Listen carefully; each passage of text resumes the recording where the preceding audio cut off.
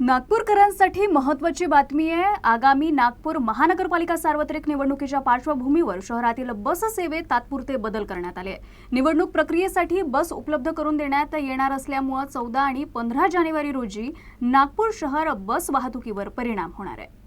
नागपूर मनपा निवडणूक मतदानासाठी निवडणूक आयोगाच्या निर्देशानुसार निवडणूक अधिकारी आणि कर्मचाऱ्यांना पोलिंग बूथपर्यंत ने-आण करण्यासाठी एकूण 525 बसेस उपलब्ध करून देण्यात येणार आहे। या पार्श्वभूमीवर 14 जानेवारी रोजी नागपूर शहर बस वाहतूक पूर्णतः बंद राहणार आहे, तर 15 जानेवारी रोजी मतमोजणी होणार असून शहर बस सेवा मर्यादित प्रमाणात सुरू राहील। ठराविक मार्गांवर सकाळी 5 वाजल्यापासून रात्री उशिरापर्यंत नागरिकांसाठी बस सेवा उपलब्ध राहणार आहे।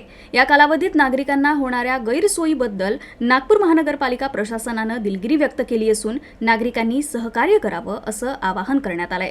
दरम्यान 16 जानेवारीपासून नागपूर शहर बस सेवा पूर्ववत वेळापत्रकानुसार नियमितपणे सुरू होणार आहे।